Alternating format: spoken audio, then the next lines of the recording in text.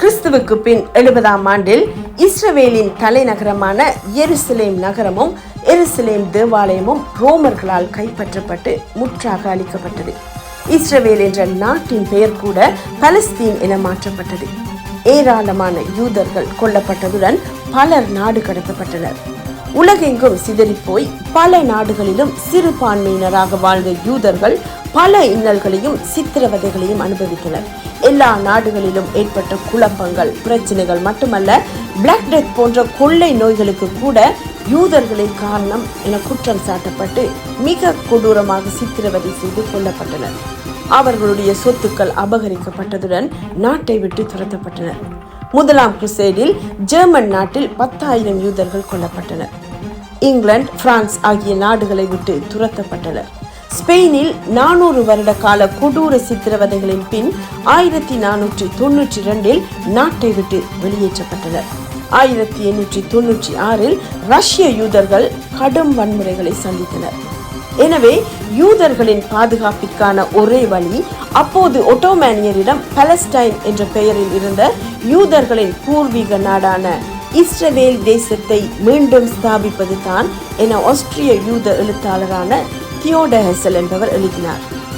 தொடர்ந்து பல வன்முறைகளை அவதானித்த அவர் இஸ்ரவேல் நாட்டை மீண்டும் சுதந்திரிப்பதற்காக ஜயனிசம் என்ற யூத தேசிய விடுதலை இயக்கத்தை 1897 ஆரம்பித்தார். யூதர்கள் ஒரு மதத்தை அல்லது மொழியை சார்ந்த ஒரு இனத்தவர் அல்ல, அவர்கள் ஒரு தேசத்தவர்கள். அவர்கள் ஒன்று சேர்ந்து வாழ்வதற்காக தங்கள் நாட்டை சுதந்திரிக்க வேண்டும் என கூறினார்.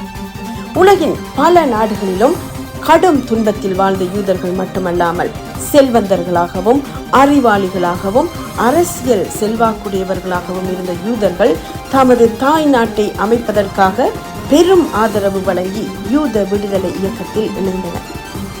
1897 முதலாவது ஜயனிஸ்ட் காங்கிரஸ் சுவிட்சர்லாந்தில் உள்ள பெசல் என்ற இடத்தில் நடைபெற்றது.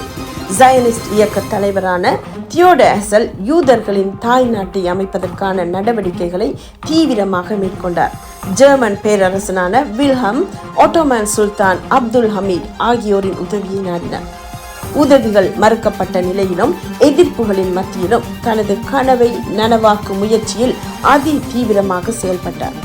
ஐரோப்பிய நாடுகளிலும் அமெரிக்காவிலும் வாழ்ந்த யூதர்கள் இஸ்ரவேல் தேசத்துக்கு புலம்பெயர்வதற்கு ஊக்குவிக்கப்பட்டனர்.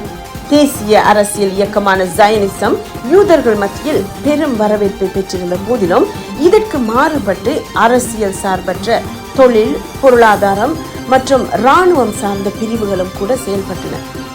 பின்னர் இவை அந்தந்த துறைகள் வளருவதற்கு காரணமாகின. உதாரணமாக ஹகன்னா என்ற இராணுவ பிரிவே IDF ஆக வளர்ச்சி அடைந்தது. தியோடர் ஹெசல் தனது 44வது வயதில் 1904ஆம் ஆண்டில் மரணமடைந்த போதிலும் அவருடைய கொள்கைகள் ஜயனிஸ்ட் இயக்கத்தினரால் முன்னெடுத்து செல்லப்பட்டு 1917 பிரிட்டன் யூதர்களின் தாய் நாட்டை அமைப்பதற்கான பால்ஃபர் டிக்ளரேஷனை வெளியிட வழிவகுத்தது.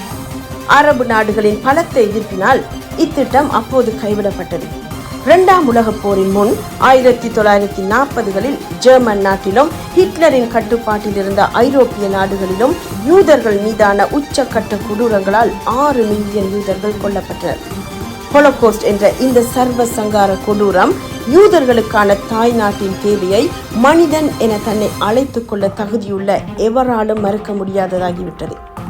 2ஆம் உலகப் போரின் பின் 1947ஆம் ஆண்டு நவம்பர் 29ஆம் தேதி ஐக்கிய நாடுகள் சபை யூதர்கள் தமது தாய் நாடான இஸ்ரவேல் தேசத்தை அமைப்பதற்கான தீர்மானத்தை நிறைவேற்றியது. அரபு நாடுகளின் பலத்த தாக்குதல்களை முறியடித்து 1948ஆம் ஆண்டு மே மாதம் 14ஆம் தேதி ஜயனிஸ்ட் இயக்க தலைவரான டேவிட் பென்கோரியன் என்பவரால் 3400 வருட கால பழமை வாய்ந்த யூதர்களின் தாய் நாடாக இஸ்ரவேல் தேசம் பிரகடனப்படுத்தப்பட்டது. அந்நாளிலே விழுந்து போன தாவீதின் கூடாரத்தை நான் திரும்ப எடுப்பித்து அதன் திறப்புகளை அடைத்து அதில் பழுதாய் போனதை சீர்படுத்தி பூர்வ நாட்களில் இருந்தது போல அதை ஸ்தாபிப்பேன். என் ஜனமாகிய இஸ்ரவேலின் சிறையிருப்பை திருப்புவேன், அவர்களை அவர்கள் தேசத்திலே நாட்டுவேன் என கூறிய கர்த்தரே ஜயனிஸ்ட் இயக்கத்தின் மூலம் தமது வார்த்தையை நிறைவேற்றினார்.